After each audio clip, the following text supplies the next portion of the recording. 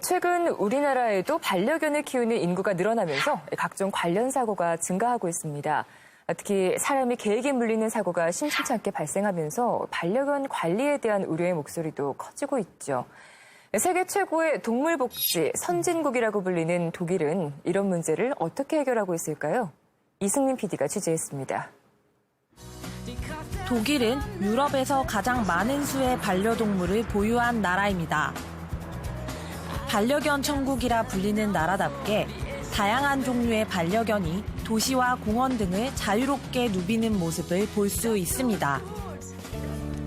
반려견을 식당과 같은 공공장소에 데려오는 것도 독일에서는 흔한 일입니다. 견주나 다른 손님들뿐만 아니라 반려견에게도 익숙한 일인 듯 개들은 얌전히 자기 자리를 지킵니다. 개를 키우지 않는 사람들도 큰 불편을 느끼지 않습니다. Es ist kein Problem für uns. Wir haben auch keine Angst. Wenn wir jetzt hier im Biergarten sitzen und die Leute ihre Hunde mitbringen, es ist auch teilweise erlaubt in manchen Restaurants, dass sie Hunde mitnehmen dürfen. 동물에 대한 존중은 독일 문화의 핵심입니다. 하지만 다양한 반려견과 견주, 반려견이 없는 사람들까지 조화롭게 지낼 수 있는 이유는 따로 있습니다. 독일에는 2,500여 개가 넘는 개 교육기관이 있어 대부분의 견주들이 자발적으로 개와 함께 교육을 받습니다. Wir waren etwa ein Jahr mit ihm in der Hundeschule und es hat sehr, sehr gut geklappt. Wir haben da viele, viele Tipps gekriegt und haben auch gelernt, einfach, ja, was ist Tier, was ist Mensch, was gibt es da für Unterschiede und so, wie kann man da gut miteinander umgehen. War prima. 독일의 개들은 어떤 교육을 받는지 미넨 외곽 지역에 위치한 훈트슐레 개 훈련 학교를 찾았습니다. 오늘 훈련의 시작은 목발을 짚은 낯선 남자가 개들 앞을 지나가는 것. 어떤 훈련을 하는 걸까? 이때 한 개가 반응을 보입니다.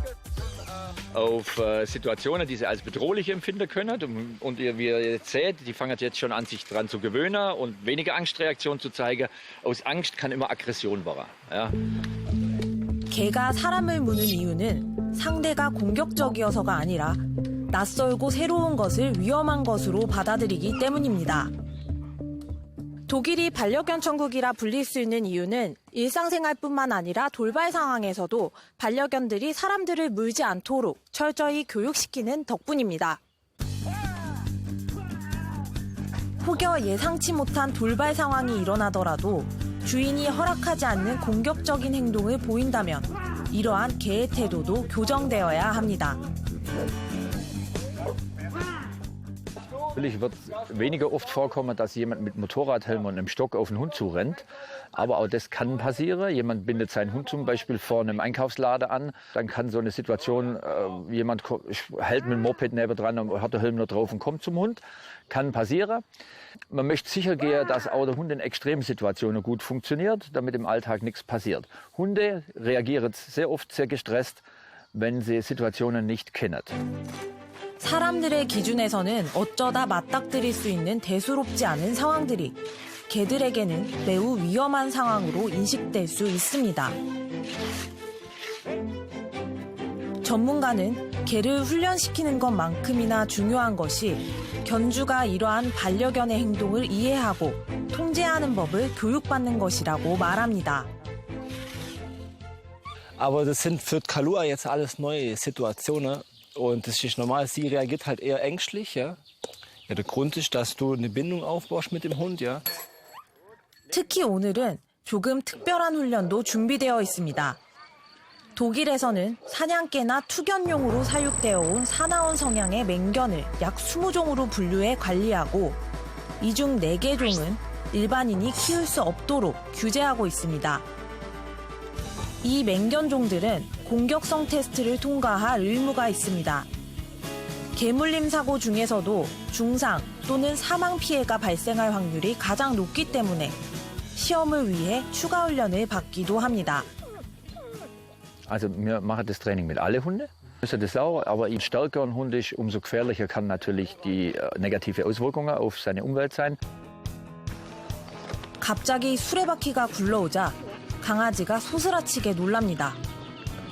하지만 주인이 옆에서 안심시켜주자 별 문제를 일으키지 않습니다.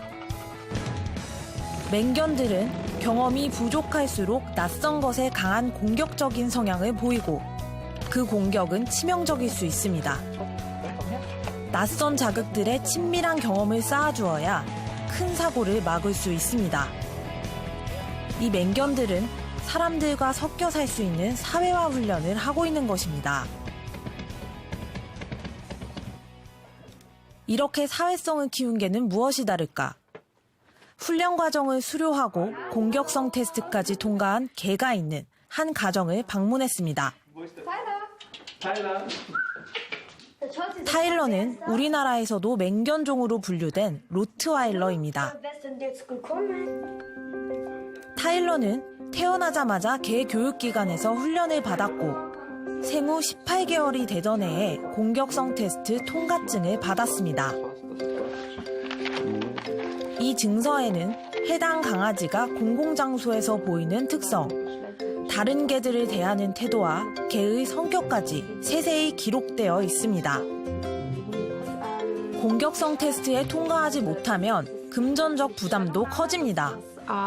Die normale Hundesteuer, was wir jetzt auch bezahlen, das sind 50 € im Jahr. Genau.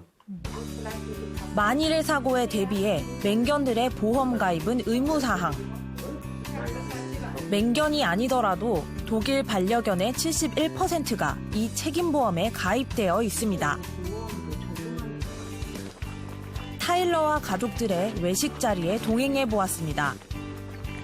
공격성 테스트를 통과한 사회화된 맹견의 경우 대중교통과 같은 닫힌 공간에서는 입마개를 하는 것이 필수사항이지만 그 외 넓고 열린 공간에서는 입마개를 하지 않아도 됩니다. Auf jeden Fall sollte man, wenn man ins Restaurant reinkommt, den Hund hinter sich lassen und erstmal die Lage checken, ob andere Hunde da sind. Deswegen reinschauen und dann sollte man mit dem Hund sich immer einen Platz suchen, der an der Seite ist, wo der Hund auch vielleicht ein bisschen abgeschirmt liegt, durch die Stühle, durch den Tisch, dass der Hund einfach auch sich entspannen kann, zur Ruhe kommt. Und wenn der Hund zur Ruhe kommt, schon haben wir auch mehr Ruhe einfach. 반려견을 철저히 교육시키는 것이 개를 편안하게 하는 일이자 사람도 편안해지는 방법이라고 말하는 가족들. 반려견 천만시대.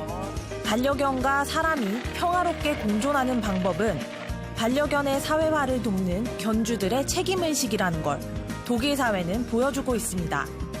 독일에서 이승민입니다.